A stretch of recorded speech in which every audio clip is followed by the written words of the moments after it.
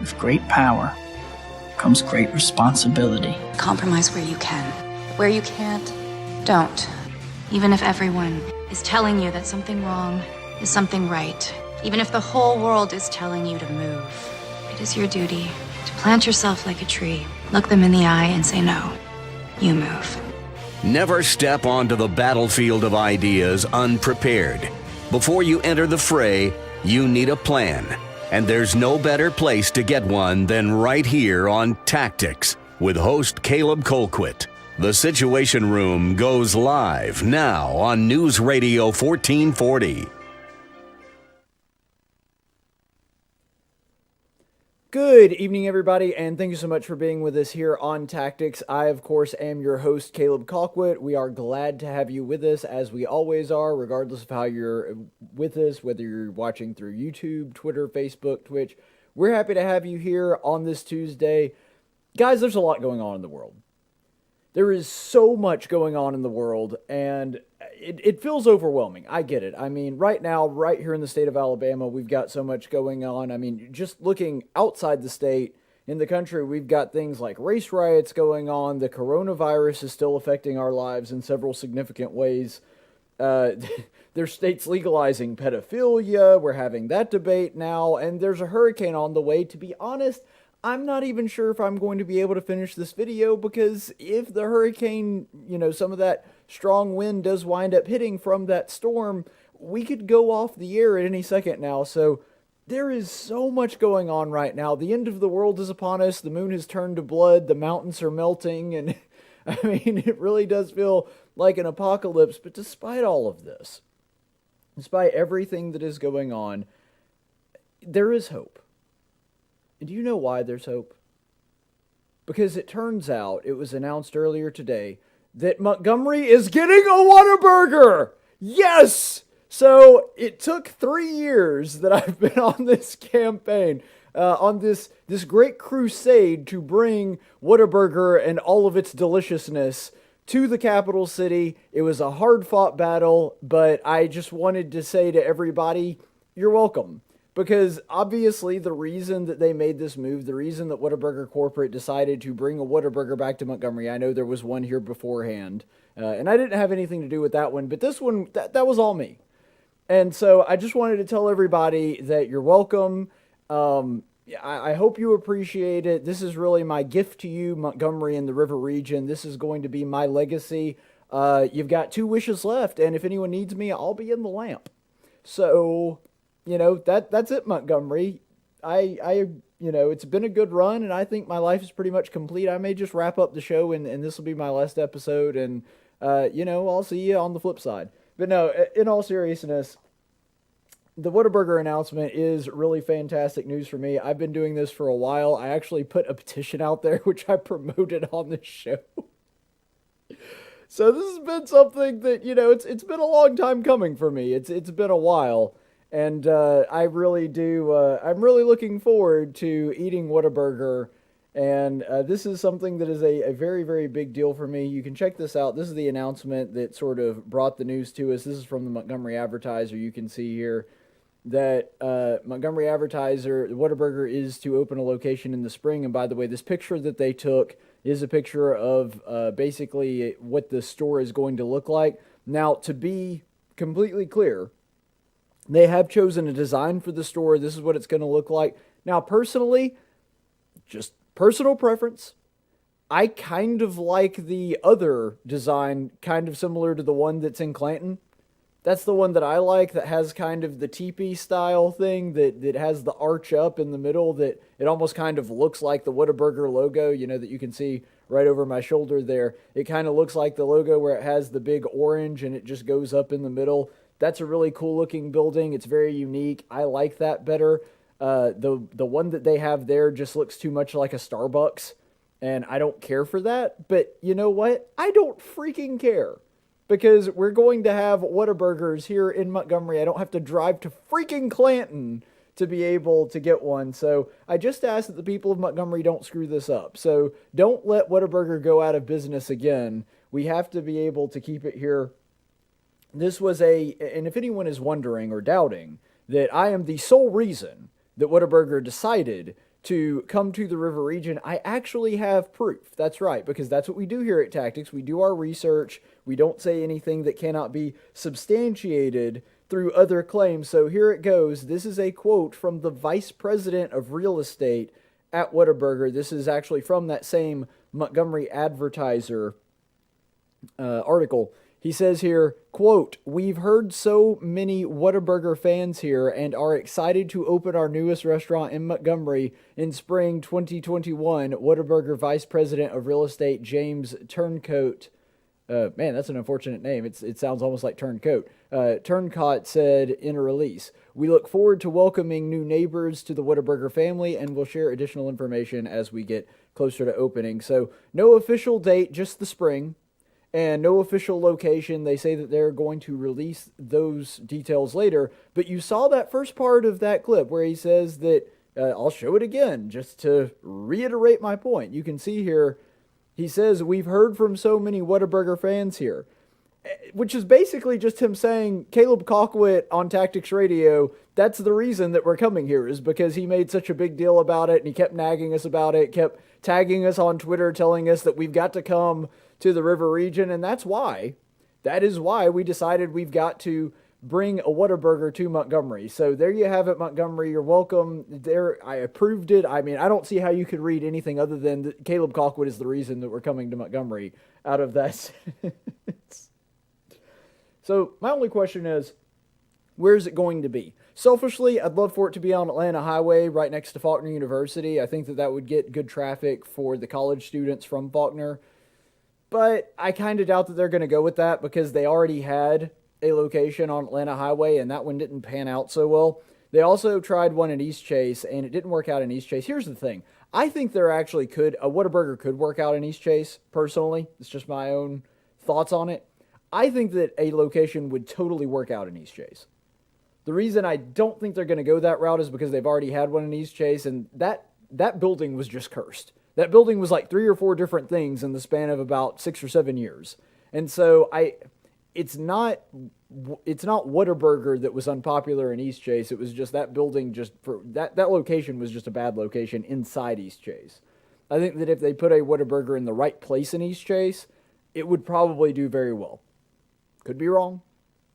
But if I had to guess, they would either put it on Taylor, so not in East Chase, but somewhere along Taylor, just because that's closer to sort of the Pike Road thing, or, because I don't think they're going to put it downtown. I don't think there's really space for it. I don't think a Whataburger would work there, and, frankly, I want to keep it here as long as possible. I don't think they're going to put it on Atlanta Highway either because of the reason I just stated. They already tried one on Atlanta Highway, and that one didn't pan out. If I had to guess, it would either be somewhere on Taylor or maybe on somewhere near Chantilly. So, in that Chantilly area around where the big Walmart is and the movie theater, the Carmike Cinema, maybe out that way. Maybe Zelda Road, where the Moe's and the Publix and everything is over that way, possibly. I kind of doubt Zelda Road. I just, wait, Zelda Road, Ann Street. I'm thinking Ann Street. Maybe Ann Street, because there's some stuff over there. I could maybe see it working out there. I don't know, though. I think that it's definitely, if I had to guess, it's going to be Chantilly. That's where I would put it if I were building one. But, that's just me. Either way, really, really excited about this. And so when they do get here, be sure to support them. By the way, one other just sort of passing note in this. There is a big, it is going to be a big deal because it's also bringing approximately 125 jobs. And the fact that this is a 24-hour burger place is really good because you're going to be able to get business that there's not a lot of 24-hour options other than like Waffle House in the Montgomery region. So I think it's going to work out fine. Please support them when they do come here because I want to keep Whataburger here as long as I'm in the river region as well. Now, on to some actual news, because that was just something fun for me, and I hope you don't mind me indulging a little bit. So, in actual news, Governor Ivey has announced that she is going to be spending roughly $10 million on tourist ads. And now this comes from the almost $2 billion, just a little bit south of $2 billion that was given to the state of Alabama through the CARES Act. This was the measure put out by the federal government to try to counteract some of the damage done by coronavirus. And so because of that, they wound up allocating about $2 billion to the state of Alabama. Governor Ivey has already sort of earmarked and spent several different portions of it. This particular one, I do take some issue with, because here's the thing. You guys know I'm not Kay Ivey's biggest fan. I don't hate her, but she's a mixed bag for me most of the time, and I've been especially miffed with her unconstitutional mask mandate, the unconstitutional shutdown. There's a lot of issues with me and Governor Ivey. Nobody would dispute that. But I have given her credit where credit is due, because so far she's done a pretty good job of spending this money. She spent it on things that made sense to me. If I were in her position, I would have done essentially the same thing that she did with this money thus far. And I don't think that should come as a surprise to anybody, because if there's one thing that Governor Ivey is really, really good at, it's spending money. You got your weaknesses and your strengths in life. Governor Ivey's strength is spending money. She has never seen a spending bill she didn't like. She will sign any spending bill, any taxation bill that is put on her desk. She absolutely loves some big government spending, always has. I know that she's not quite a Democrat. I know she's not completely gone off the rails, but the woman likes her spending measures. She occasionally favors tax cuts, and I want to give her, again, I don't want to be unrealistic, or I don't want to hurl criticism at her that is undeserved, because sometimes she will be in favor of a tax cut as well, but usually she really likes taxation and she really, really likes spending. And so it makes sense that she would be pretty good at spending this money, since she really, really does like spending. But this particular one, I don't think makes a whole lot of sense. Now, this is just me personally. And maybe if I were sitting here with the governor, or I were sitting here with one of the governor's spokespeople, they could explain why spending $10 million on advertising for tourism right now makes sense. But there's several reasons why this one just escapes me for whatever reason. First of all, the pandemic is going on, which means that there's a pretty decent amount of fear of travel going around in the state of Alabama. That to me seems like it would be something that somewhat curtails tourism and makes tourism less likely to happen, those ads less likely to be effective, for us to get less bang for our buck when it comes to the ad campaigns. Beach season is pretty much over. Now, if we're doing tourism ads in the coming months, maybe for hunting tourism, people coming down here to do whitetail deer hunting, something like that, okay, I could see why. But if we're just doing general tourism for the state of Alabama, most of our tourism is outdoor tourism and tourism for the beach. So with beach season pretty much wrapping up, schools getting back into session, quite frankly, doing ads for tourism right now don't make a whole lot of sense to me. At least not for the state of Alabama. If we were a state that had draw that was not so seasonal, maybe. But with Alabama, our tourism is so centered around one particular part of the year, I don't see a tourism ad making a ton of sense right now. Again, maybe there's somebody that could explain that better to me that knows more about this stuff, but just based on my initial overview of it, I don't get it. And then another thing that is really odd, and this frankly was probably just bad timing on Governor Ivey's part, the hurricanes are about to hit. We have a hurricane that is bearing down on us right now. In fact, Hurricane Sally is on its way, and like I said, the power could go out in the middle of my show, depending on how long my show goes. That's how close the hurricane is, and what happens if this hurricane, which is a Category 3 last I checked, what happens if this hurricane hits the coast, devastates it, there's really nothing to do, tourists don't really have anywhere to go down here, then we spent all that money for absolutely nothing. Now granted, I'm sure that this plan was in place before they knew for a fact that Sally was going to hit, but it seems short-sighted just based on the recent news, and I don't fully understand exactly why Governor Ivey thought this was a good idea, in part because of that. But to look at it and sort of take a step back from this one specific instance and just look at the general principle underlying this, I don't really see the point in states spending money for advertisements for tourism. I don't. I think that that should be something that is primarily done by private companies. And private companies can advertise some of our state resources, or they can advertise specifically the draw to them. I think that it would be smartest to do both, because if you can convince somebody that there are plenty of things to do here, you as a private business are more likely to get tourists in, which means people are more likely to go to your particular business and frequent it. I don't see the reason that government should be buying ads for its state when it comes to tourism. Companies can handle that. And remember, I am saying this as somebody that has a background in tourism. My mother, for the majority of my high school career up until this day, was somebody that was in the hotel business. I worked alongside her. I also worked in other hotels that she was not associated with. I've worked in at least three. Yeah, it would have been three, because I did work at another one, but it was only for a couple weeks, and it was a temporary thing, and I went back to because they were owned by the same person. But anyway, I've really only worked in three hotels, at least in a semi-permanent capacity. And so I've been in the hotel business for a really long time. I've done virtually every job in the hotel business that you can do. I have a good buddy that's in the hotel business. He lives in Pensacola, or no, not Pensacola, Panama City Beach right now. And so I'm not like super ingrained in it, but I have a good deal of familiarity when it comes to tourism and how it works in this state and how it works in the South in general. And this is something that we're plugged into. This is something that I have a little area of expertise in. And I just still do not see that there is a need for a state to advertise its attractions to other states in the country. I don't get it. And I just don't like the idea of government doing that in the first place. So that may be part of the reason that I'm having this. I'd rather them do some kind of direct investment.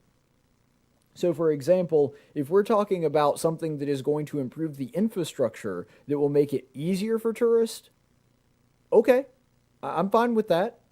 If we're going to do things like that, if we're going to, for example, if there's a bridge that needs to be built, or a road that needs some kind of work, or we need to set up more rest areas, something like that, any of those things that are a direct investment that will assist our private businesses when it comes to tourism, that's a very good thing. I don't see ads as being a part of that. It's not something that I am like, completely against because I'm a libertarian, even though that may be part of the reason that I'm less apt to be warmed up to it. But I just don't see ads as being a real integral part of that. If we're going to invest, we should invest in a very direct way that does benefit our citizens in a very tangible way, I guess is the best way to say it. But my biggest issue in this, let's even take a step further back. So we were at this specific instance, and then we broadened that out to just the general principle of government buying ads. And now we're going all the way out and going to the big meta question, which is, why is Alabama's legislature not involved in deciding where this money goes? Did they legislate their responsibilities away? Because if so, then we should be upset at the legislatures for doing that. And I think that, frankly, that's probably the most likely scenario. Or is it that Governor Ivey has just seen fit to make herself the sole, I hate to use this word because it sounds more dramatic than it is, but dictator? She is dictating where this money goes. I'm not saying that Governor Ivey is a dictator in every other sense of the word, even though these past few months have trended towards that. But nonetheless, when it comes to how this money is spent, she has been the sole person making these decisions, I guess her and her executive staff, which would fall under her branch of government anyway. So Governor Ivey has been the one deciding all of these things. Why is the Congress not involved in this? Why do we not have lawmakers showing up for a special session, which is totally reasonable at this point, that our House and our Senate come together and decide how to spend this money? They should be the ones deciding this stuff, not Governor Ivey. Like I said, so far, with the exception of maybe this $10 million, at least out of the spending that I've seen thus far, I've agreed with pretty much everything Kay Ivey's done and thought she's done a good job. Doesn't matter, the process still should be in place, period. The legislature should be involved in this process. This is not something that the governor should be able to do unilaterally. And so even though I think Governor Ivey's done a pretty darn good job with the spending on this stuff so far, I still want the legislature involved. How you do this does matter. Now, would the legislature have spent more money on ads, less money? I don't know. But I still think they should be involved in the process regardless of the outcome. Even if the outcome was something that looked less like what I wanted, I still think that our lawmakers should have a say in this. It should not just be Governor Ivey. So is this story an outrage? Is this something that I'm going to be bleeding from the eyes and flying off the handle for? No. I don't think it's that big a deal. I'm not, completely against it or anything. I don't think that this is absurd or that this is a massive abuse of power by Kay Ivey because the results have not been something that is necessarily all that horrendous. But it still irks me, and I still think that our lawmakers should have something to say about this. It very, very much bothers me how much power Governor Ivey has just decided that she has throughout the past 6 months of life in Alabama. She has essentially just decided that she can do more or less whatever she wants when it comes to this stuff. And that is one thing that is really bothersome, and it also sets a very, very bad legal precedent that I wish somebody would do something about. Now, on to some other news, because this is also really important, and I know it's something that people have been asking me about. I haven't really said anything about it, and I've thought about it and even prayed about it and contemplated this. Here's the deal. When it comes to Cuties, the movie that is now on Netflix that is drawing all kinds of criticism, rightfully so, because it has 11-year-old girls, actors and actresses that are actually 11. They're not just playing 11-year-old characters. They are actually 11-year-old actresses playing girls that are dressed and dancing in a very sexually provocative way. I'm sure that you know about this story. I've had a lot of people ask my opinion on it, what my take is, that kind of thing, and that's understandable. I mean, this is a Christian show. This is something that specifically relates to politics and morals, and so I get it.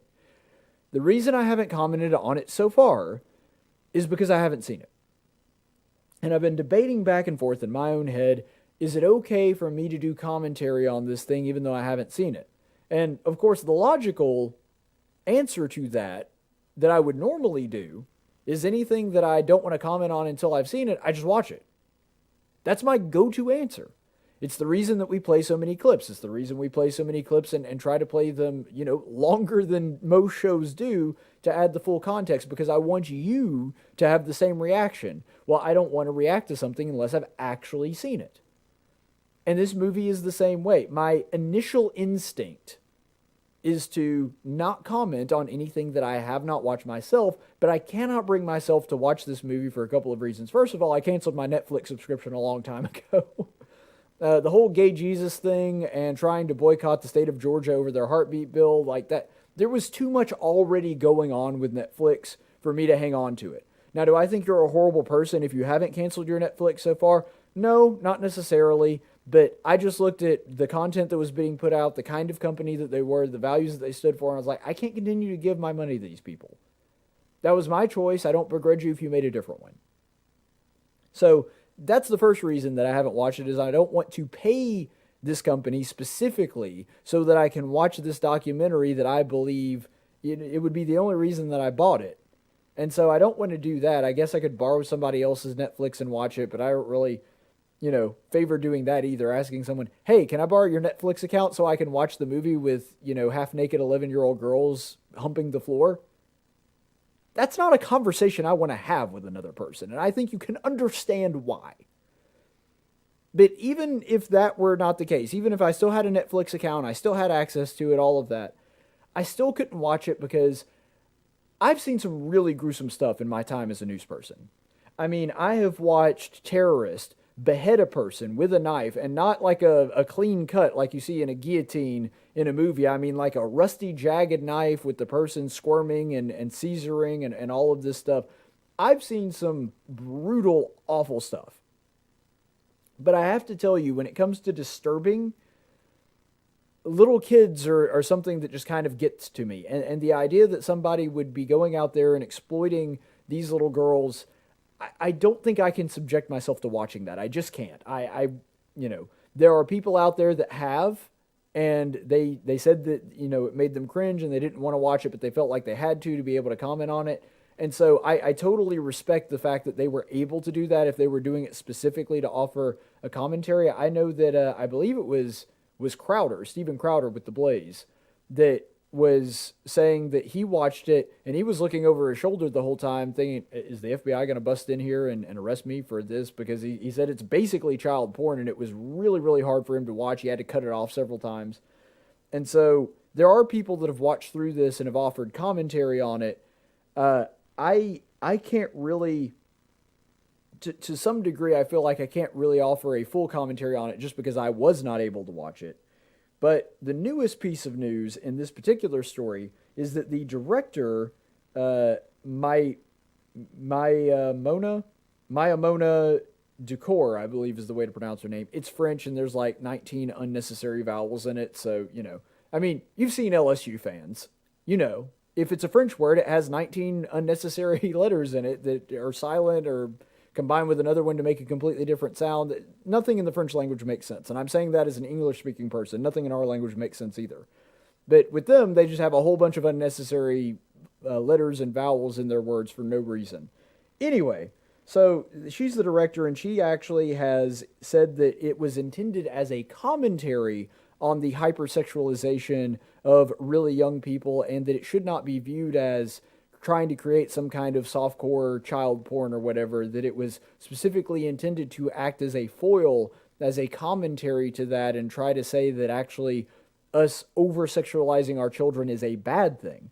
There's a couple reasons why I still think that I want to give on this, and I watched Ben Shapiro's review of it, again, specifically because I didn't want to, and I've seen several other people comment on it, and they kind of...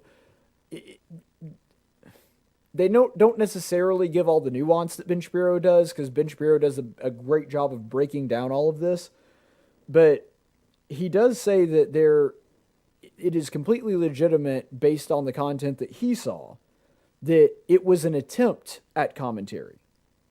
In other words, that the director may be 100% telling the truth, that they really did intend to have people view this specifically as a commentary on hypersexualization of little girls, and that over-sexualizing our culture bleeds over into those that are not supposed to be sexualized, and it has an effect on them because there are all these little girls that, for example, are, they don't really understand sex, and they don't understand how sexual and provocative the dances they are doing are. They're just watching adults, and they're like, okay, they're doing this, and this is getting them all their likes, and so it's also partially a commentary on social media. Therefore, we should imitate them and do the kinds of things that they are doing, because that is what is getting them likes. And even though adult people that have the ability to do this, even though it's an immoral decision, of course, people like Beyonce and whatever the girl is that did that video, Cardi B, the one that did the recent video that's got kind of similar imagery with all adult women, that there is a bleed over effect that young girls see these people, that in their mind are role models and people that they want to be like, that society loves them and thinks they're fabulous, and so they want a similar attention. They will do things for attention, not even realizing how sexual they are being, or how provocative it is, or how dangerous it is to evoke that kind of imagery in people that would be predatory towards them. And so, I don't want to say through no fault of their own, but, somewhat through no fault of their own, because they are minors, their brains aren't fully developed, and they haven't developed the judgment to be able to filter these kinds of things out. Partially through this, the message of the film is sort of suggesting that these girls are kind of caught up in this toxic culture where they're just doing things that they think will get them likes, which leads them to do things that they should not be doing. That's not really how Netflix built the film. Not only with the original poster, with the very sexualized view of that, but also in the blurb that they wrote about the movie, talking about how it's basically a journey with a young girl who's living in a conservative family. By the way, I love how they put conservative. They don't mention that the family is conservative because they're Muslim. They're a Muslim family living in France.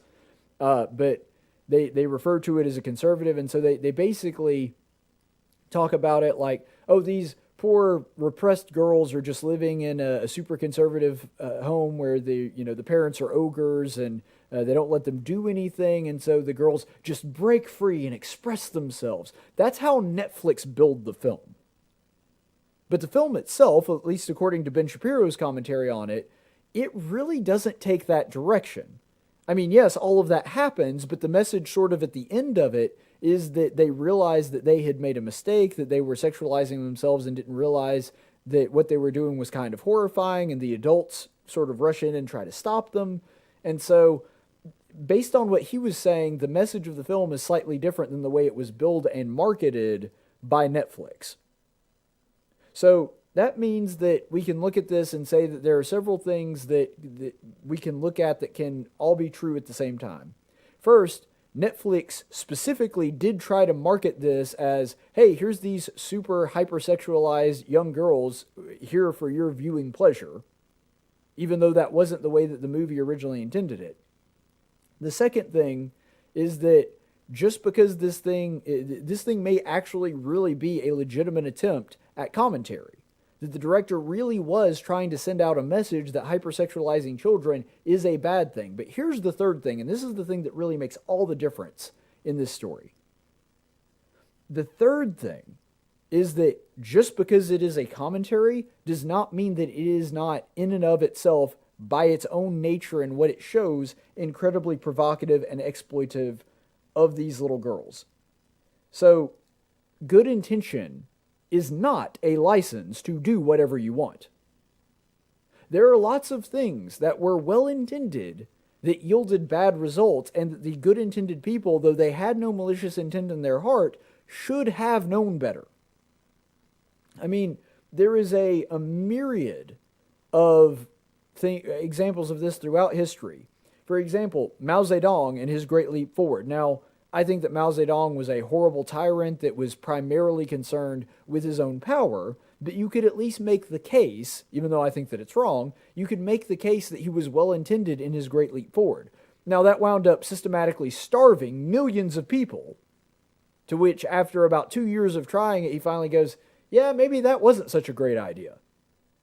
But the point is, the good intent of Mao Zedong did not negate the fact that people were starving to death under his policies. And this is true of a lot of people in the political realm when you're talking about socialist movements.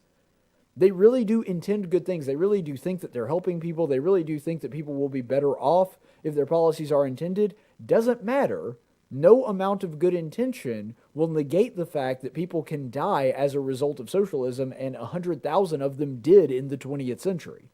Now, there were some people that were more sinister than others that implemented socialist policies, but my point in all of this is, just because the director of this film may have very much legitimately intended for this to be viewed as a commentary and as a repudiation of sexualization of kids, showing the sexualization of kids in such a obvious and provocative way does not mean that those little girls in the movie were not exploited in the process of doing this. The Hollywood Reporter actually gives this quote, and this is her defending the movie that she made here. So this is, again, the director of Cuties, Maimoa Dicor. And she says this, quote, "It's bold, it's feminist, but it's important and necessary to create debate and find solutions. For me as an artist, for politicians and parents, it's a real issue," the director argued. Dicor also defended Cuties for allowing black and brown people to see themselves on the big screen.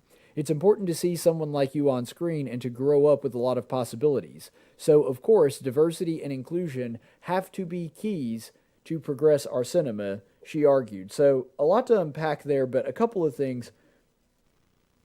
First of all, this should put to bed any of the rebuttals from the left saying, oh, these a bunch of conservative prudes, they're bringing this out, but, conservatives, you would actually like this movie because it's a commentary on hypersexualization, and this is actually a very conservative movie. Did you see anything in that statement that even somewhat was reminiscent of conservatism? I didn't see any. It seemed to me like she was trying to hit all of the appropriate liberal buzzwords of the day. This is somebody that is very far on the left. Now, that doesn't necessarily mean that she's wrong just because she is on the left. But I am saying that the idea that, because I've seen so many people arguing about this film, and one of the big rebuttals is, no, she's actually a conservative. She actually believes in conservative principles, and this is really a conservative movie. And if, guys, you just judge the book based on its cover, if you actually watch the movie, you would like it.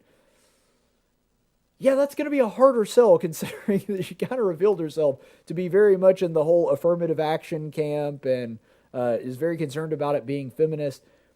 Another thing is, the first words out of her mouth when asking about this is she said, well, it's bold.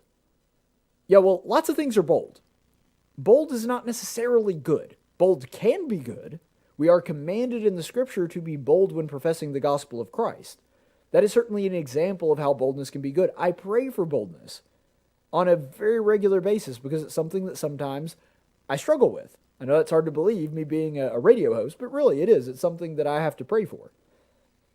Just because something is bold does not mean that it is right. It has to be coupled with that which is good.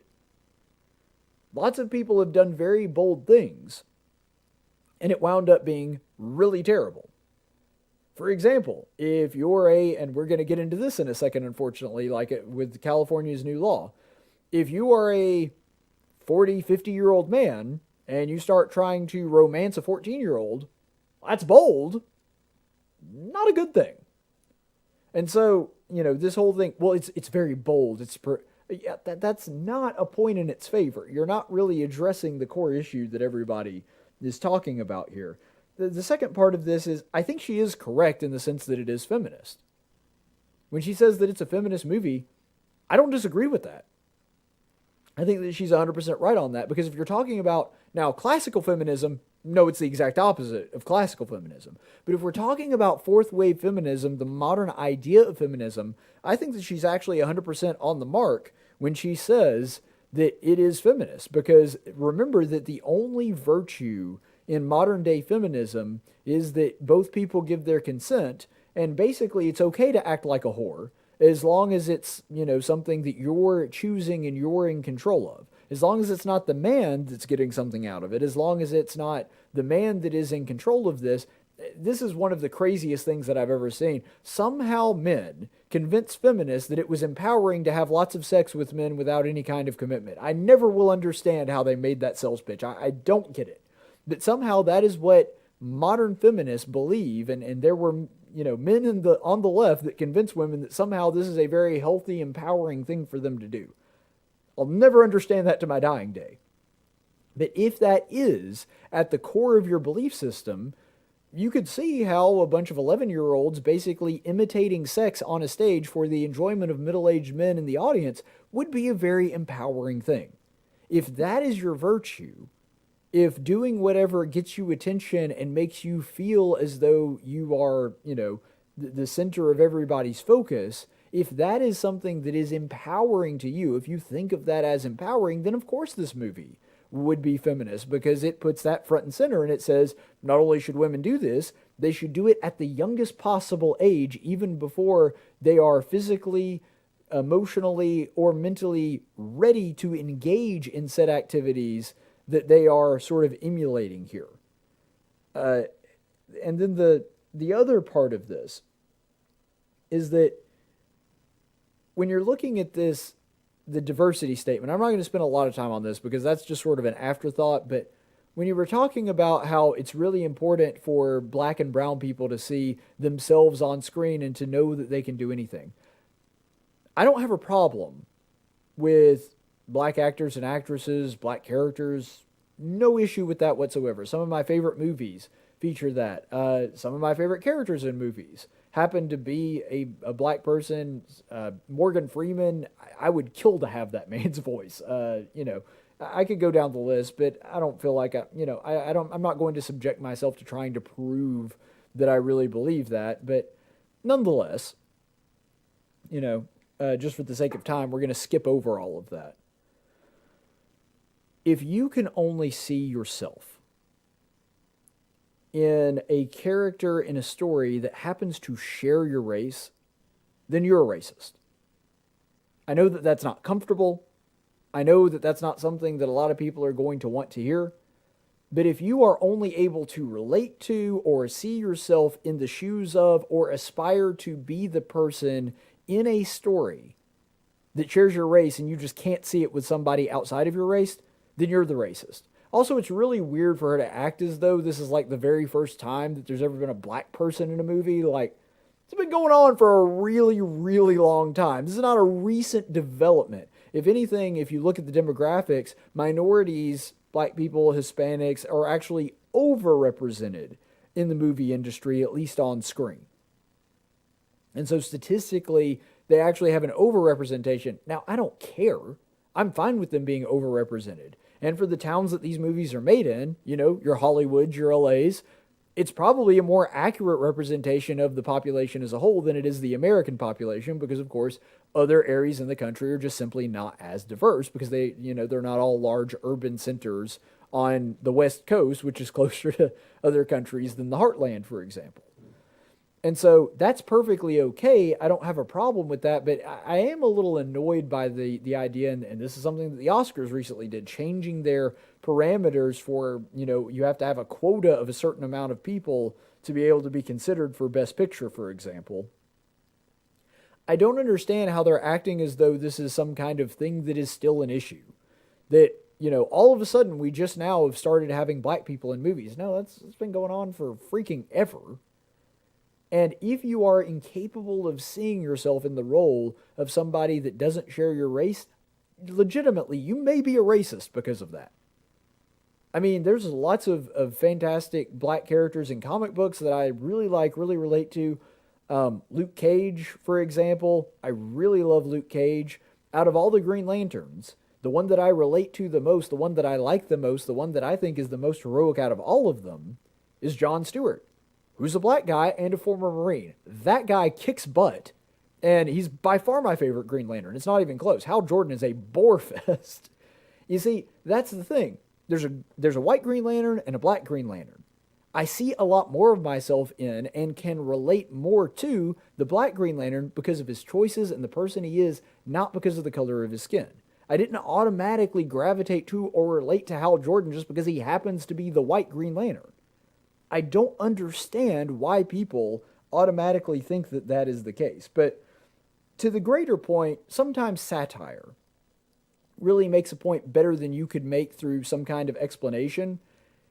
And the Babylon Bee does a fantastic job of this, and they have done so again. If you want a perfect illustration of why, even if this movie actually was a legitimate commentary, if it really was trying to say, look guys, hypersexualization of these little kids is bad, the Babylon Bee puts on display why that argument, even if it's correct, still does not excuse what Cuties did. So you can check out this headline from the Babylon Bee. So Netflix movie murders puppies to teach that murdering puppies is bad. And the graphics they put together, their graphics department is fantastic. So you can see the little blurb about the movie. In this provocative film, the director just literally murders puppies to teach you that murdering puppies is bad. Powerful. And it's one of those jokes that you do laugh at, but you kind of feel bad at laughing at because you're thinking about, I mean, if that were real. The point that this satire is making, and yes, it is funny and we laugh at it, and should. It's a really good joke. The point that the satire is making, though, is if anybody saw that on Netflix, they would immediately go, well, I don't really care if it's a commentary on how bad it is to kill puppies is or not. It's not right for them to do it in the movie. Them trying to offer a commentary on what it should or shouldn't be doesn't justify the evil action that they take in the movie. That's the point here. A very provocative film, for example, that I'm a big fan of and literally promoted for free on my show, I might add, which, by the way, I'm also doing for Whataburger. So Whataburger, I better be getting some free burgers out of this when you do come to town. But anyway, when it came to the movie Unplanned, that the movie about abortion that follows the story of Abby Johnson, if you haven't seen it, I highly, highly recommend it. But it is pretty raunchy. It's rated R, and rated R for a reason. A lot of conservatives had a problem with the rated R rating. Frankly, I thought it was appropriate. And that was a controversial opinion for me in conservative circles, but I said, look, guys, there's some scenes in there that I would not want somebody under the age of 17 watching. I think it's an important film. I think, frankly, you should take your teenagers to go see it, even despite the fact that parts of it are very graphic, but it displays what an abortion is. It shows you what it is, and it does spare the audience in some parts of showing some of the gruesome nature of it, but there's several points in that movie that it is sickening, it will churn your stomach, and it's because it is a commentary on the evil that is abortion. Here's the difference, though. They didn't perform an abortion on screen to illustrate why that is bad. The difference in this film with Cuties is they actually engaged in sexual exploitation and making the girls do provocative things in order to illustrate this. That's why it's wrong. Just having it on film to depict that is wrong in the case of Cuties. They only depicted it but didn't actually do it when it came to the movie about abortion. That's a completely different thing. They actually engaged in the sexual exploitation of these young actresses in order to make this film. That's the difference.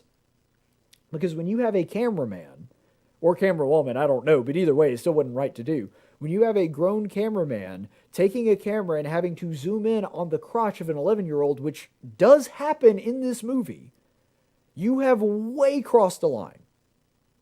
You have gone so far past the line is a dot to you at that point. Could they have done essentially exactly the same thing and shown how provocative that was without actually showing the footage on film itself? Sure. They could have had a picture of the little girl taking a picture of that with her cell phone, which is what that scene is depicting, but not actually show, and I know that this is disgusting and it's giving me the willies just having to say this and think about it, but without having to show that taking place, without having to show the picture that she sent of, her parts, and granted, there was underwear over it, but still, this is not something that's okay to show, obviously. Even if it, you do have underwear on top of it. All they would have had to do is show her, like, basically from the neck up and positioning the phone, clicking it, and talking about it. You don't have to show the actual thing on film. And that's what makes this so completely different, and that's the reason that this argument of, well, it's just a commentary doesn't make any sense. It doesn't add up. They could have conveyed how wrong what they were doing is without actually showing them showing off their bodies, dancing in these provocative ways, taking pictures of themselves, the partial nudity parts of it. They could have done all of this without having to actually put that stuff on film. You don't have to do that to convey what was going on here. And so, frankly, it irritates me. And I hate even having to talk about this. I hate that we have gotten to a point in this world where I'm actually having to explain to probably a minority, but a portion of the population, that showing this kind of stuff is not okay. The fact that we are here and having to have this conversation should be enough to enrage you. And I'm not somebody that tells you to give in to rage or to, just be mad about it, not do anything about it. The fact that we are having to have this conversation irritates me to no end. I don't understand how we have gotten to this point in our society. Well, I say that. That's not entirely 100% true. I do understand it to a degree. I do understand it in the sense that the reason that we are here, the reason that we have reached this point, is because our society has completely neglected and forgotten God, and that is absolutely true. So, kind of along these same lines, not exactly the same, but sort of a tangent of the same idea, the same line of thinking. Facebook is now fact-checking memes, and I know you're going to be like, well, Caleb, what the heck does this have to do with anything that we're talking about here? Well, it's because of what they fact-checked it on and exactly the way that they were fact-checking it. So, I do want you to check this out. This was and it was actually on my page. Now, this is not the best put-together meme. It's actually, like, cut off on the sides or whatever, but I reposted the meme because a friend shared it, and I thought it was funny. It gave me a little chuckle. And I don't think that it was intending, it was, like, not really going for accuracy, considering it's just a meme and a joke. But here's the meme that came out here. And you can see it says, California. Guys, I have a great idea. Let's reduce the penalties for child rape and basically legalize pedophilia in the state. and then it underneath it has the caption God, and it has a bridge in California. That's not the Golden Gate Bridge. It's a different bridge in California. But a bridge in California, and you can see the wildfires in the background and the orange sky and everything, and it looks like something in some kind of post-apocalyptic fantasy world. And it does that for a reason, because that's kind of what California looks like right now, to be perfectly honest. And so that's what's going on here, is that they put this meme out, and then Facebook fact-checked the meme, of all things. It was a joke. It was going for exaggeration. It was going to be funny, but Facebook still fact-checked it. And the way that they fact-checked it was also pretty hilarious. Now, Lead Stories is the independent fact-checker that they put on there, and I love how they label it the independent fact-checker. Lead Stories is not a right-leaning organization. They're not even center. They're definitely on the left.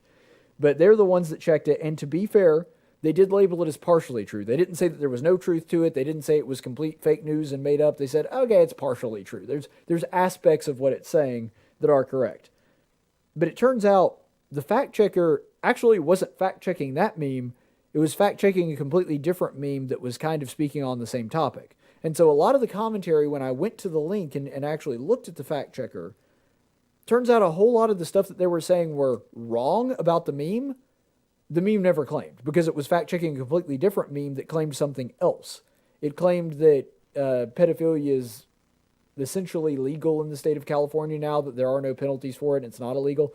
This meme didn't claim that. The one that it fact-checked did, and so a lot of the rebuttal from the fact-checker on this meme that I posted wasn't even relevant, because the meme never claimed that stuff. And they said basically legalized, which implies that it's technically illegal, but it basically, or in other words, it made sort of a de facto legalization. So I'm going to dig into this fact checker story to kind of illustrate this. So let's go ahead and look at this. This is from Lead Stories, the independent fact checker. So you'll see there the highlighted part. The bill is intended to protect LGBTQ plus minors from discriminatory laws, not to be pro-pedophilia, and it only applies to the people who are convicted, so it doesn't make things legal that were legal before. Again, this is kind of trying to catch somebody on a technicality, because it's saying, well, it was illegal before and it's still illegal now. All they did was reduce the penalty and give the judges some more leeway on that. Okay, well, that's technically true, but the spirit of what the meme was trying to convey is still 100% intact. And so this is where they kind of make a mistake there. And then underneath, the new laws allows for judges to use their discretion to place people on the sex offender registry if they are convicted of having unforced oral or anal sex with a minor 14 to 17. All right, that ought to scare the mess out of you. I don't know who you are. And then, and are within the 10-year age range. Judges previously only had this discretion if the unforced sex act was penal or vaginal. That doesn't exactly fill me with confidence. What they're saying there is that the judge now has the ability to, if a 24-year-old, for example, because that would be within the 10-year age range, if a 24-year-old has sex with a 14-year-old and the sex act is not forced, whatever that means, because now we're in a whole other, completely different legalese, because there should be no such thing as forced or unforced. There is either rape or not rape.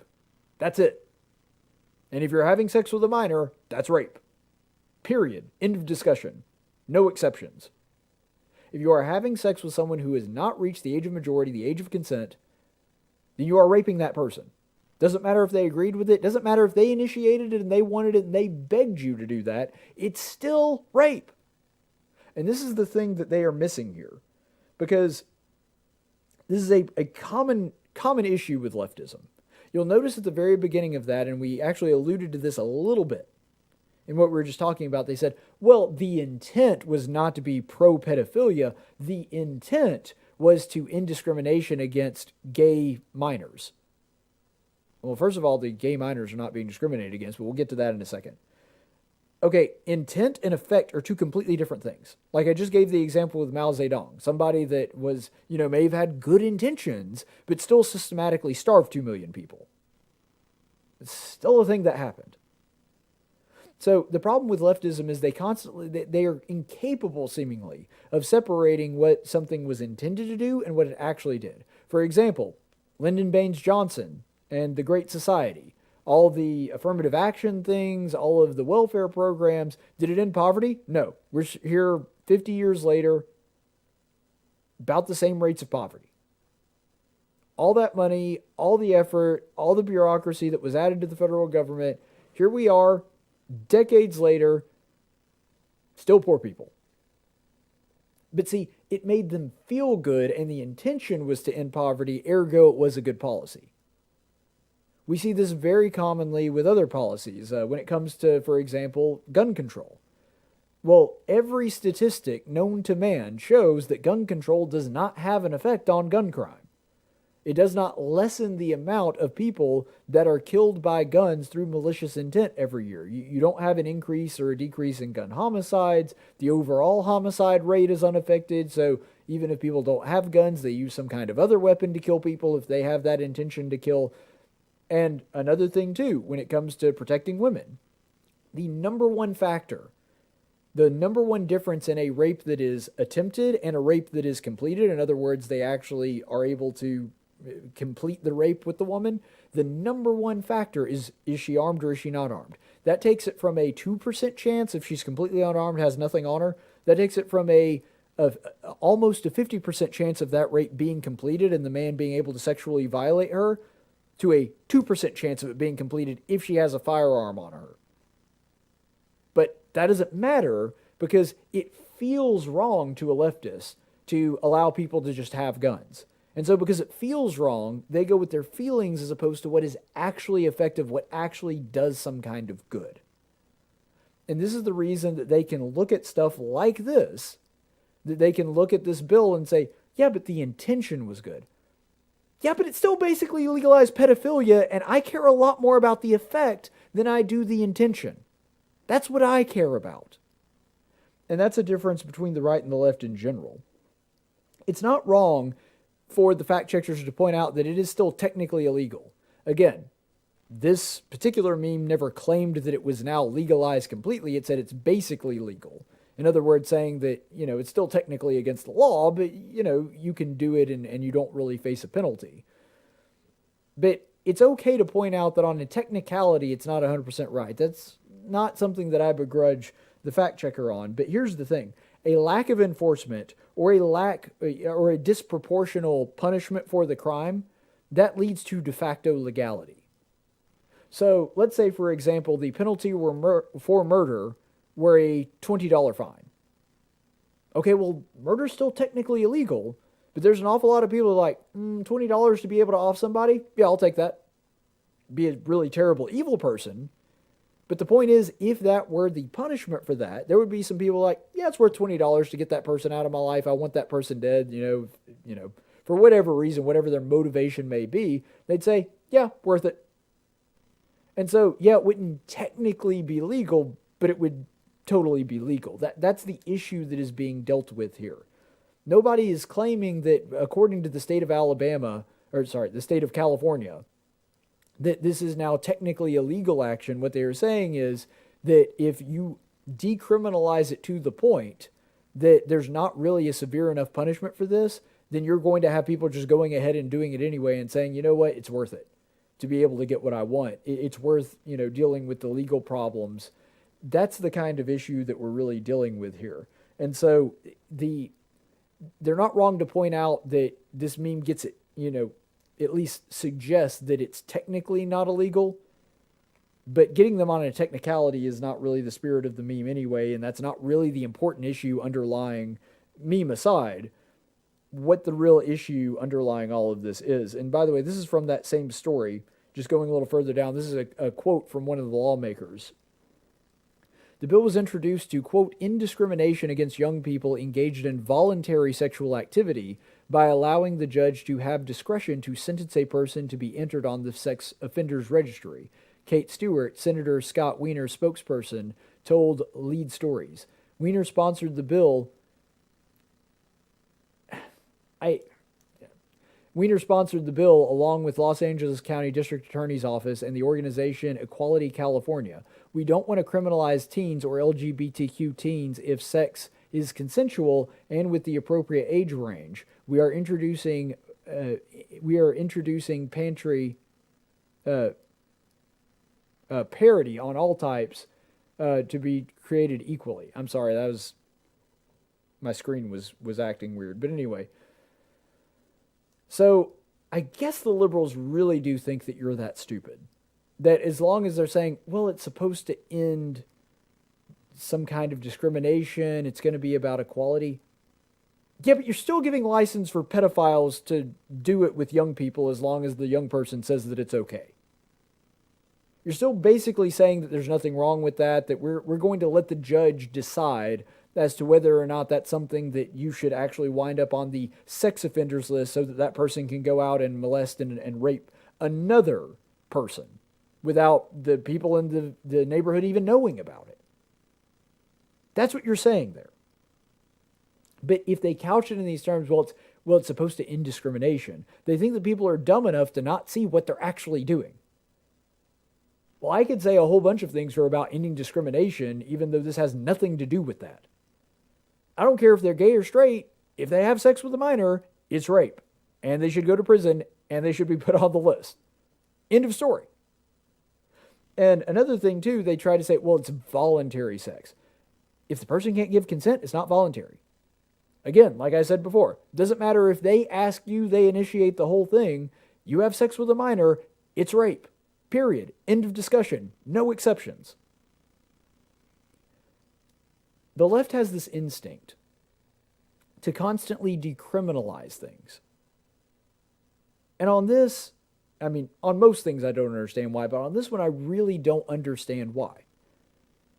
But this is something that has been romanticized for a while, especially in the gay community. You may remember, I think it was about 2 years ago at the Oscars, one of the films that was up for Best Picture of the Year was Say My Name, which is a film about a adult man having a sexual relationship with a minor. And not only was this acceptable by the left, they freaking nominated it for Picture of the Year. So don't tell me that this is something that is coming out of left field or, oh, we're not trying to decriminalize it. This is not something that is pro-pedophilia, as the writers there at Lead Story said. Well, if it's something that benefits pedophiles, then it absolutely is. And the whole thing about discrimination, again, I don't care if they're gay or straight. Doesn't matter to me. They should face the same penalty regardless of the sexual preference of the person. Doesn't matter to me. Completely immaterial. But I don't know why they feel bad for a 20-year-old or a 21-year-old man that rapes an underage boy. I don't understand why the sympathy factor there. If it were a boy and a girl, that sympathy wouldn't be there, and I don't understand why trying to decriminalize it this way, it does not make any sense. But it wouldn't affect the victim anyway. The only thing that these laws do are affect the violator, the person that is doing the rape. You're not punishing the kid. So I don't understand their logic of, well, we're trying to not discriminate against gay kids. Yeah, well, the one that's a kid, that's a minor, he's not going to face any penalty for that anyway. He's the victim. And so none of their logic makes any sense at all. And one last point on this.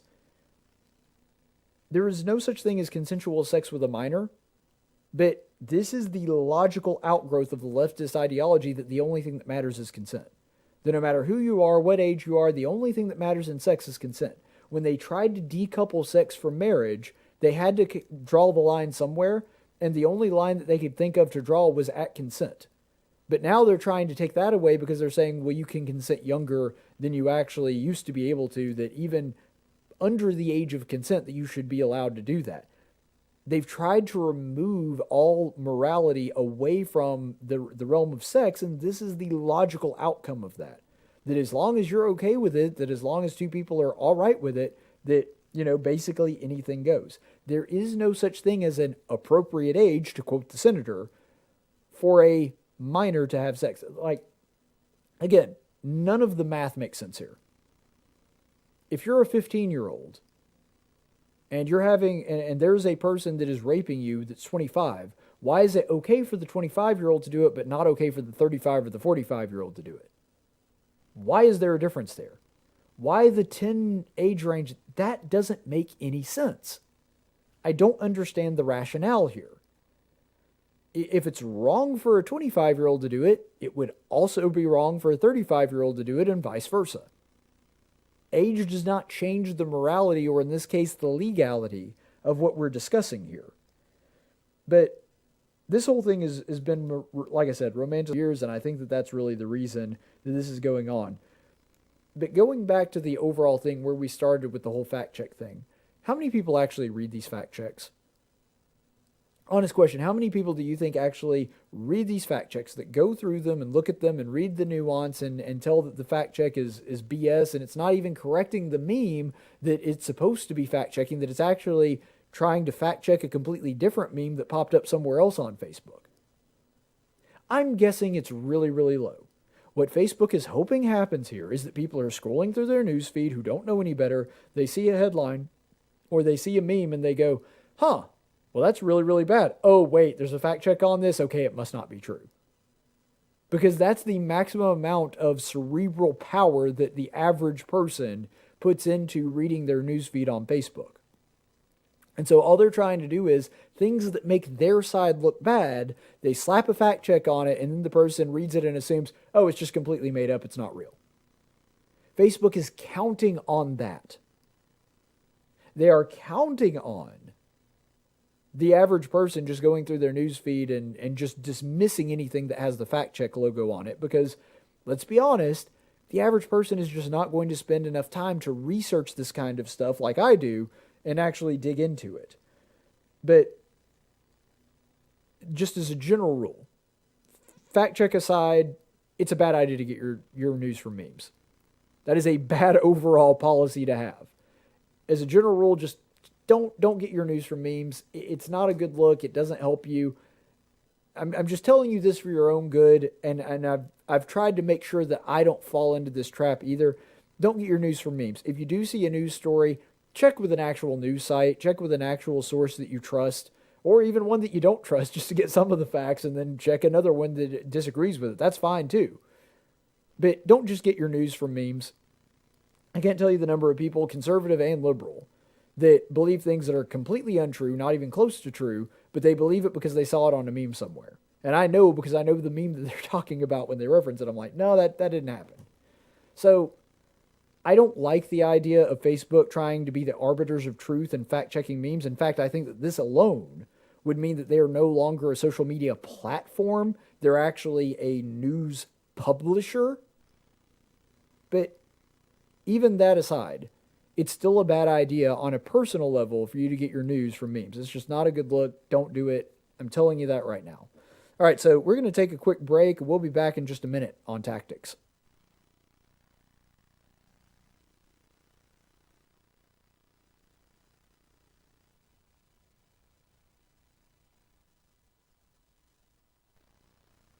Hey, where you going? Champ? Slugger? Hey, cowboy. Where you going? Where you going? I'm going out! Hey everybody, heading south on I-65 between Huntsville and Birmingham, and a thought struck me. I was reading the other night from the Gospel of Matthew, the story where Jesus walks on the water and then Peter requests that Christ let him come out on the water too, and to come towards him. And it's a story that I'm sure most of us are familiar with. The Apostle Peter steps out onto the water, a very bold thing to do. And then all of a sudden, he starts getting distracted by the storm that is going on. There's wind, there's waves, there's rain, and he starts looking to the right and the left and seeing how turbulent the sea is. And he takes his eyes off of Christ, and immediately he starts sinking into the water. And I think that says a lot about the way that we're supposed to look at Christ in our life. Everybody has storms. I don't care who you are. I don't care what kind of life that you live, whether you're rich or you're poor, you live in the country, you live in the city, whether you've got a lot of family, whether you have virtually no family. Everybody's got storms. Everybody has things in their life that just don't go their way. Things that they have to deal with, whether it's money, whether it's sickness. Something happens to everybody on a pretty regular basis. And I think that where we start going wrong, where we start sinking is when we start focusing on the waves, we start focusing on the rain, we start focusing on the storms in our life, rather than looking forward at Christ. Now, Peter already knew that the sea was stormy. He was in a boat. He was very aware of the fact that the storm was raging pretty heavy at that point. So, what happened? He started out right, and then when he stopped focusing on Christ and started focusing on the terrible things going on around him, when he started focusing on them and that became the focus, he became afraid and he started sinking. And that's kind of like driving in a lot of ways. If you focus too much on the storm, if you focus on what's going on around you, if you focus too much on the other cars or start looking behind you and worrying about that, then you're going to lose focus on your goal, and you're either going to go in the wrong direction or, unfortunately, much worse, you wind up wrecking. That's obviously not good. And so, just like Peter, I think that the point of that story is that we have to keep our eyes constantly focused on Christ. Are we aware of the storm? Sure. Do we do the best that we can to deal with the circumstances of our life? Absolutely. That's something that the Bible really helps us with. But there's a difference in being aware of the storm and doing something to deal with the storm and focusing on the storm. We focus on Christ. And if we focus on Christ, we have faith in Him that, yes, the storm is there. Yes, we know it's there. But that whatever the storm happens to throw at us, it'll be okay because our focus is on Christ. It's a question of our priorities, and it's also a question of, do you trust God enough to bring you through the storm? And if the answer is yes, then all we have to do is look at Christ, keep ourselves focused on Him, and walk straight ahead. And that is going to be a much better way to live than constantly worrying about whatever new wave or whatever new rain or whatever new wind shows up in our life. Keep our eyes focused on Christ and walking forward so that one day we reach Him.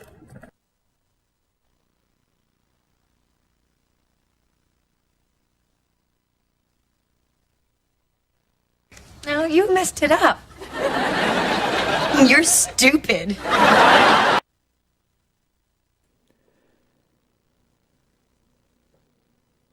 And for today's Daily Dose of Stupid, this one's going to be brought to you by Joe Biden. That's right, the man that is running on the Democrat ticket himself, Joe Biden.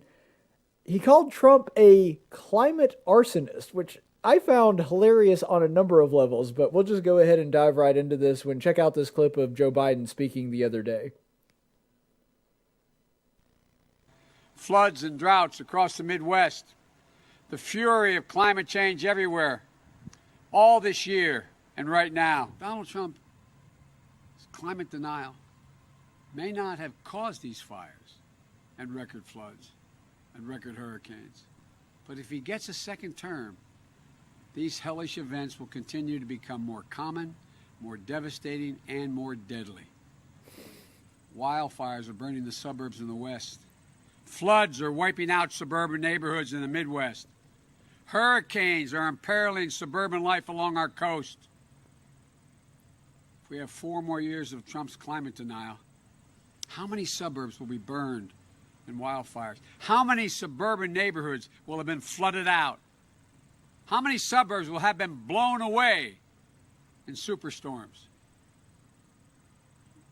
If you give a climate arsonist 4 more years in the White House, why would anyone be surprised if we have more America ablaze? If you give a climate... Whoop. I'm sorry, I messed that up. Sorry, this same clip. Floods and droughts across the Midwest, the fury of climate change everywhere, all this year and right now. Donald Trump's climate denial may not have caused these fires and record floods and record hurricanes, but if he gets a second term, these hellish events will continue to become more common, more devastating, and more deadly. No! Wildfires are burning the suburbs in the West. Floods are wiping out suburban neighborhoods in the Midwest. Hurricanes are imperiling suburban life along our coast. If we have 4 more years of Trump's climate denial, how many suburbs will be burned and wildfires? How many suburban neighborhoods will have been flooded out? How many, Joe? How many suburbs will have been blown away in superstorms? Hallelujah. If you give a climate arsonist 4 more years in the White House, why would anyone be surprised if we have more America ablaze? If you give a climate denier 4 more years in the White House, why would anyone be surprised when more of America is underwater? We need a president who respects science, who understands that the damage from climate change is already here. So, I don't know if you caught this, but the reason that I switched back is because I thought that the clip had ended. And the reason that I did is because Joe Biden is basically a walking corpse at this point. And whenever he does a pause, watch him. And this is because I've been a speaker for a really long time. When he does a pause in his speech, like a pause for effect, he is so still, it looks like the video is frozen. So he'll be talking like this and then he'll go for a pause. And you can't tell that the video is still going on because he's basically dead at this point and he's not moving at all. Oh, man. But everybody is focusing on the climate arsonist part of that. And I understand why. It's funny. It's goofy. It's dramatic. But I actually want to focus on the other stuff. But before we do, I'm going to just explain one. To be fair, and I understand why people are focusing on it, Trump did want to nuke a hurricane. So maybe, at least in that one sense, he is a climate change arsonist. I like Trump's idea of nuking the hurricane. If nothing else, it would blow off some steam for us. Let's nuke Sally. Apologies for any of you whose name is Sally. I'm talking about the hurricane. Anyway, YouTube is probably going to kick me off of YouTube for that, saying that I was threatening all women named Sally or something ridiculous like that. But the whole idea of Joe Biden calling somebody a climate arsonist, granted, that is pretty darn rich, considering that he's been running cover for arsonist for the past several days, about a week now, ever since he came out and offered his denouncement of violence, which was really just a denouncement of violence as a whole. He never specifically named Antifa or Black Lives Matter, or if you watch that speech, you would think, based on what he said, because the only groups he named by name were Trump supporters and right-wing militias. That was it. So apparently it's a bunch of MAGA hat-wearing people that are burning down Portland and Seattle and New York and Rochester and Kenosha and all these other cities around the country.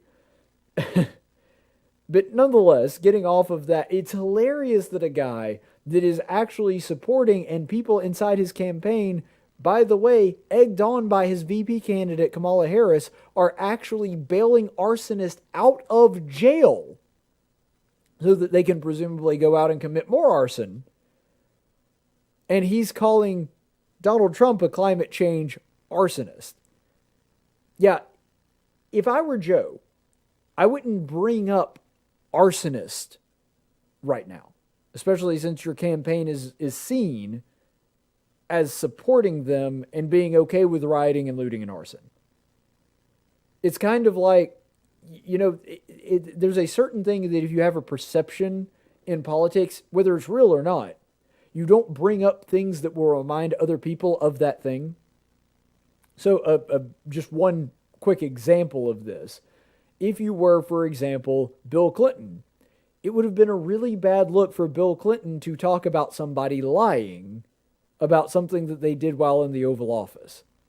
I remember that there were speeches actually afterward where he was talking about commenting on things that George W. Bush did or Donald Trump did, talking about how frequently they lie. I'm like, yeah, since you're most famous for having sex in the Oval Office and then lying about it, probably lying, specifically lying about sex, which he kind of got caught in. It was real hard for him to take him being real angry at President Trump about lying about sex. Still not okay, still not condoning it. I'm just saying Bill Clinton is not the right messenger for ridiculing somebody on that. Same thing with Joe Biden. You don't want to remind people that may be on the fence about voting you. You don't want arson conjured up in their mind when that visualization obviously brings forth what's going on in the news right now, which Joe Biden is perceived as being supportive of for good reason. So that part of it, there's a pretty thick irony there. But the more important part of that is actually all the stuff surrounding the arson analogy. Because the arson analogy and Joe Biden making it, yeah, that's pretty funny. But actually all the stuff around it is more important, because you remember that I actually yelled out hallelujah in a joking, mocking kind of tone. And the reason that I was saying that is because Joe Biden gets his dander up. He starts talking somewhat like a minister, and he does so using apocalyptic language. I mean, you look through that clip, listen to everything he was talking about. He was saying suburbs are going to be burning, and there's going to be American cities underwater, and the moon will turn to blood, and the mountains will melt, and the sky will fall, the stars will not give their light. That's basically what it sounded like when Joe Biden was talking. He sounded like an Old Testament prophet trying to give out that sort of mentality, and it will all be caused by Donald Trump being reelected to be in there for 4 more years. This is the epitome of what we were talking about last week. Remember where we were discussing the mask being sort of a political totem, a religious totem for those on the political left. It became something that they were kind of trying to project to other people where they stand and what their opinion is on it, more so than it actually being effective. And if I just believe hard enough in science, and I believe the stats and the numbers, and I do all of these things exactly right, then I will be protected mystically. There will be a magical hedge about me that will protect me from the virus. This is another version of exactly the same thing. In fact, until this virus, the most common use of, or the most common examples of scientism took place in those in the climate change crowd. And so this is sort of a callback to that sort of thing. Because you'll listen to what he was saying there. He's saying that the reason that all of this is happening is because, and this is a direct quote from what Joe Biden said, it's the fury of climate change. That's what we're experiencing, the fury of climate change, as though climate change is a deity that is angry with us for not behaving in a way that the climate change God would deem worthy. That's what it sounds like. And then he goes into a spiel about the reason that we are seeing this is because of Donald Trump, and he is a climate change denier. In other words, he is a heretic, a non-believer in the God of climate change. Therefore, the climate change God has become angry with us and has now punished us divinely through these cataclysmic weather events. This is straight up religious rhetoric. And I know I'm a minister. This is something that it has religious zeal and weight. This is what Joe Biden is trying to convey here. And I don't know that Joe Biden wrote this speech. Frankly, based on Joe Biden's behavior of late, I severely doubt that. But, nonetheless, this is the way that Joe Biden has chosen to portray himself. And it's probably being done by his handlers and his speechwriters. I doubt that he wrote that, but there are people in Joe Biden's camp that do believe this stuff. This is written like a warning saying that Donald Trump, even if he's not the cause for it right now, if we have 4 more years of President Trump, you're going to have these cataclysmic weather events because the climate change gods will be mad at us. That's what they're saying here. If you just believe hard enough in climate change instead of having a non-believer in the White House, then all of these things will be cleansed and will be okay. We need a true believer in climate change in the White House. That's what Joe Biden is saying. This is a microcosm for why Trump makes the left so crazy. If you wonder why the Trump derangement syndrome is so bad, because believe me, I was not a fan of President Barack Obama. And I went overboard sometimes in my criticism of him because of how much I disliked the guy. I get that I have personal bias too, and it plays into it. But even though there were a handful of conservatives that I thought took it way too seriously, the vast majority of them didn't. The vast majority of them just went about their lives, and yeah, they didn't like the guy in the White House, and they didn't like the fact that the economic recovery was taking so long, and they didn't like the fact that he was constantly going on apology tours and Obamacare and all the other stuff that happened. But as crazy as that made us, it was nothing compared to Trump derangement syndrome. I mean, Trump derangement syndrome is 1,000 times worse than that. If you want to know why, it's that people that are conservative, we see government as something that's important, but it's not the most important thing. To a liberal, to somebody that is an actual progressive or a socialist, government is the most important thing. Because their God is socialism, and the church of socialism is government. Government is the way that the will of socialism is enacted here on earth.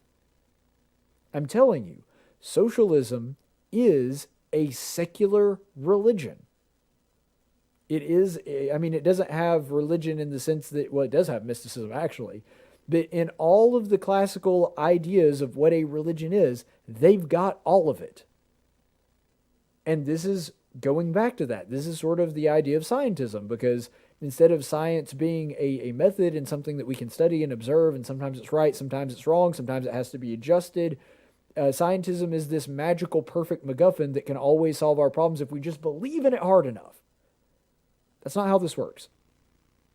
The idea that any president holding office for 4 more years could cause some kind of earth-shattering cataclysmic event, or that electing somebody else would prevent said cataclysmic events, is so absurd, I don't even know where to start on it.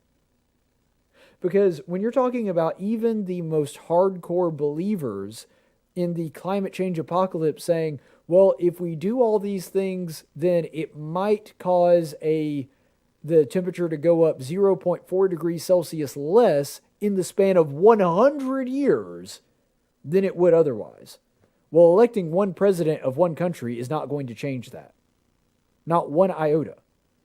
Now, you could say, again, if you were a believer in the climate change nonsense, if you were a believer in all of that, and some of it's legitimate, most of it's not.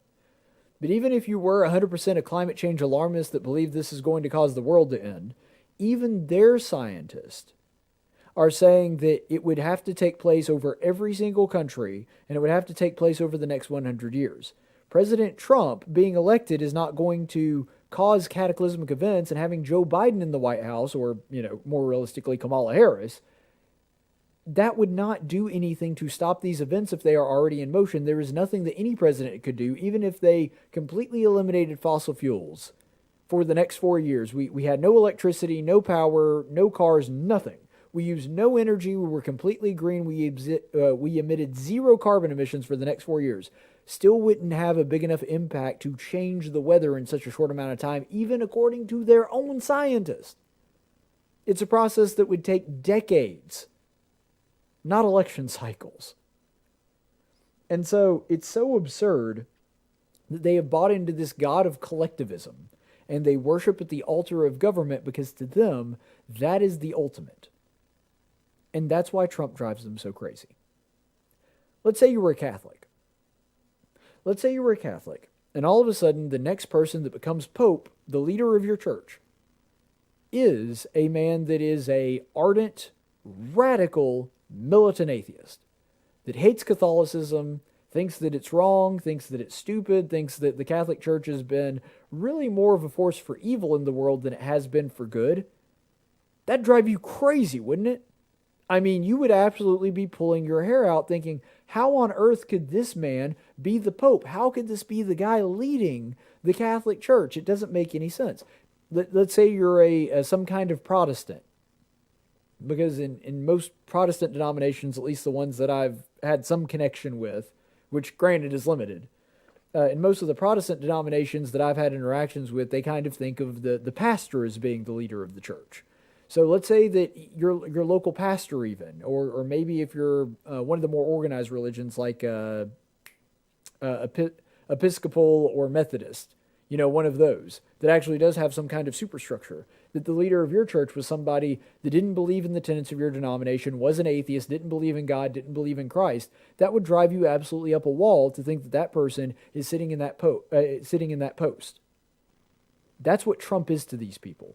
He is a heretic that doesn't like government, that thinks that it's primarily been a force that gets in people's way and causes more problems than it causes solutions. And that's the guy running the government right now. And to them, government is the church. And to them, collectivism and socialism is their God. Ergo, if that's the person that is in charge of their church, that's why it drives them absolutely up a wall. That's why they can't stand it. To them, it does have religious importance because they believe in collective salvation and heaven here on earth. And so this is the person that is preventing them from going to heaven because he's the heaven utopia, the basically the song Imagine by John Lennon. That's John Lennon. I said lemon. John Lennon. That's their idea of what heaven is supposed to be, and the only guy that is preventing them from doing that is Donald Trump because he is the head of their church and he's not believing in climate change, which is the reason that he has angered the climate change gods, and now all of these horrible things are taking place. You see how that would drive somebody just absolutely up a wall? That's why the Trump derangement syndrome is having such an effect on them. So, essentially, the only commentary I have on this, because somebody that believes all that, they're so far gone that if they hear that, they're going to completely dismiss it. The reason that I'm telling you this is you need to be aware of this. Don't think of them as a rival political party. Don't think of them as somebody that's on... Now, there are good Democrats that don't believe in all this stuff, that don't treat government like it's the most important thing in the world. Yes, those people exist. I understand that. I'm talking about a leftist. Somebody that is so bought into the idea of socialism, collectivism, Marxism. They're too far gone, and those people, if they heard this, they would completely dismiss it. But guys, it can happen to the right too. And there are people on the right that treat things that are not God as though they are their deity. There are people that can treat the Declaration of Independence, or America itself, or the Constitution as though it is a deity. It is not. And so I'm saying this to caution you from falling into the same trap of idolatry. It is not something that the right is immune to. They got that far down the road. They got as bad as they are, and they are bad. They got into that kind of heresy and that kind of idolatry, and they are so far gone because they were not watching themselves. Because they were not on the watch for falling into this trap. So we have to be vigilant to make sure that we don't fall into the same problem. Remember to keep God in his proper place, church in its proper place, and government also in an important place, but not the place of the church or God. It's not the same thing. I want to win elections too. I want the policies that I believe are right to be invoked because I believe they'll genuinely help people and make the country a better place. But if they don't, I'm going to be disappointed. Not going to like it. But you know what? It's still not the most important thing. God is in control of this. He is the one that is watching over us. And no matter what policy proposals put in place, my spiritual destination is assured. So, as much as I want to win elections and want to have the kind of government that I think America deserves, if I don't get it, I'm fine with that. Because I know that the more important thing, my relationship with God and the church, that is correct. It's really sad to think that there are people that the government is as high as they can go. And that's why they get so crazy when they see it going in a direction that they don't like.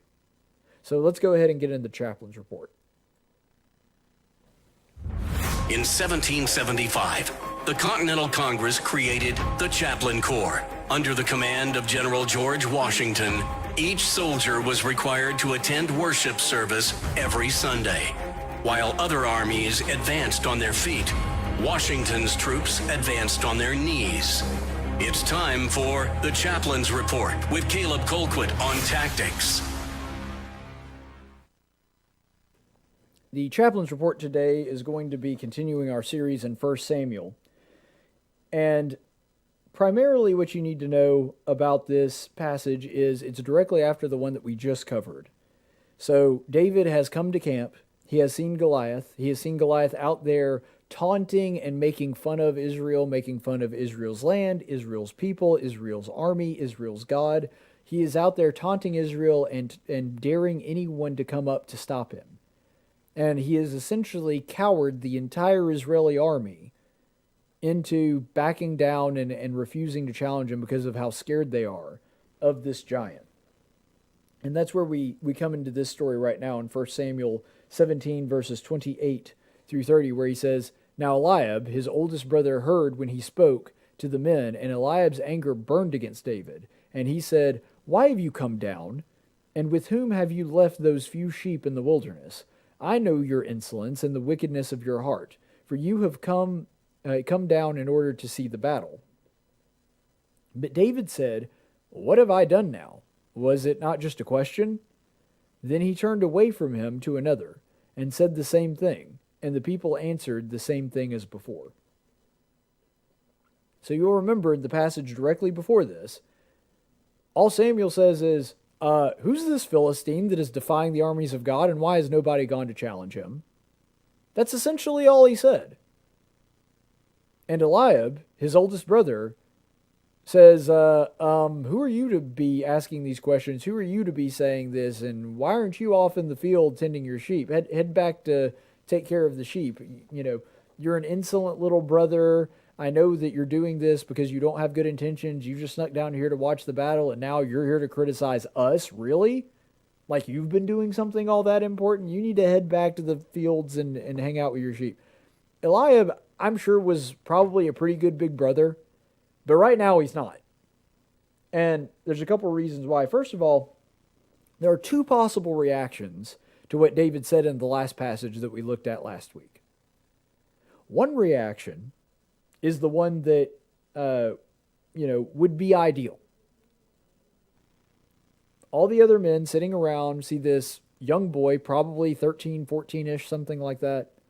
They see this young man come up and ask these questions. Why does this guy think that he can just defy God and get away with it? And why has nobody gone out to correct him? Why has nobody gone out to challenge this man? See, what should have happened in that moment is that all the soldiers that are much bigger and stronger than him and more trained in combat start looking at one another and going, he's got a point. And if this kid has the courage to say something like that, then why haven't we gone up and fought Goliath? That's what should have happened. It's not. Because fear had set into this army so completely that they were not going to go out and defy Goliath even if God was on their side. In their mind, that was not a fair matchup. Them plus God versus Goliath. Goliath, there was a good chance, was going to win that fight in their own mind. Ridiculous as that sounds when you say it like that. And so they opted for the second reaction, the worst reaction, which is that they all start looking around at one another and then start immediately accusing David of doing something wrong. Instead of examining themselves, looking inwardly and going, we are soldiers that are representing God's people. Why haven't we gone out and challenged him? They start attacking the messenger because they don't like what he's saying. They don't like what his words have revealed inside themselves. That he has shown the men there to be cowards that do not have enough faith in God to go out and defend God's name against this person that is blaspheming the living God. And because they don't like what that says about them and their character, they start attacking David's character. Unfortunately, it's as old as time itself. One of the very first instinct, in fact, it is the first instinct. The first time that God examined man was in the Garden of Eden. When Adam partook of the fruit, and he said, "Adam, did you partake of the fruit?" He says, "Oh yeah, this woman you gave me. She gave me the fruit and I ate that."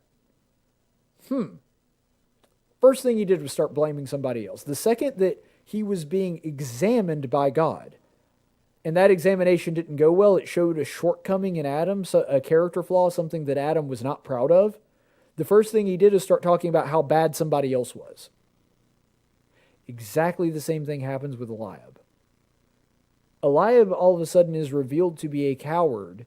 A character flaw has been revealed amongst these men, and they start attacking David. They start saying, "Oh yeah? Well, your character," that's how they react to it. And we laugh at it, but it's such a human thing to do. We do this all the time. Whether it's a friend or a spouse or a brother or whatever it is, all of a sudden when people start casting stones, instead of our first reaction being what it ought to be, which is, well, maybe they've got a point. maybe I do need to reevaluate some things, and maybe I need to start acting better. Maybe I need to start doing the things that I'm supposed to do. What usually happens is we wind up lashing out. We wind up retaliating. We wind up attacking that person instead of doing some internal examination. They got defensive, and that was their mistake. So now the question is, how did they get defensive? We already talked about them attacking David's character, so that's one way. The second way is they accused him of being irresponsible. David has pointed out that they are acting irresponsibly. They are not doing their job as soldiers and representatives of God's people. And so they counter with saying, no, David, you're irresponsible. You left the sheep to fend for themselves in the wilderness. Now, actually, we know from several verses beforehand that there was somebody else, a substitute, sitting in and watching his father's flocks. And so he did not leave his position. He left somebody responsible and trustworthy in his position to do that while he went out to do something else for a little while. But they start attacking his own responsibility. They start accusing him of not doing what he's supposed to do. And so they're just trying to reflect the same attack that he just lobbed at them back at them. And then finally, the third thing, they attacked his intentions. What Eliab says is, not only are you not doing what you're supposed to do, I know the reason that you did what you weren't supposed to do. I know that you really just wanted to come down and see the battle, that you're just here because you're slacking off and not doing what you need to do and ignoring your responsibilities. And so it wasn't even just a happenstance that you happened to come down here and notice, and it's not even that you were just wrong. Your whole intention, the reason that you are here, is tainted. That's what he is suggesting. And so it's a three-pronged attack against David and who he is. And then David points out somewhat hilariously, he's like, all I did was ask a question. I'm getting all of this vitriol and this bile coming back from you because you don't like what that question revealed about you, but you didn't answer my question. All you did is start attacking me. Believe me, as somebody who deals in the political realm on a daily basis, this is more often than not the response that you will get. I could play, just from this week alone, probably a dozen or more clips of somebody from one side of the aisle accusing somebody of the other side of the aisle when they ask them a question. It happened with somebody that was a representative of Joe Biden's the other day, where they were asking him something, what was it, about the, will you specifically denounce the what's going on with BLM and Antifa, and they completely dodged the question and said, well, you're just getting talking points from the right and all this other craziness. They never actually answered the question. All they did was start accusing the other person, exactly like what happens here. And by the way, happens on the other side too. Not making that a political thing. I'm just using it as an example. There are people all the time on the right that when someone on the left asks a question they don't like, they immediately start attacking the other person, or putting out a red herring that has nothing to do with it. That's what Eliab is doing right here. And all David's saying, whoa now, all I did was ask a question. You're the one that started getting defensive, which is an indication that there was something wrong with the people and how they were behaving. And all of that is fine and well and good, and of course we know the end of this story.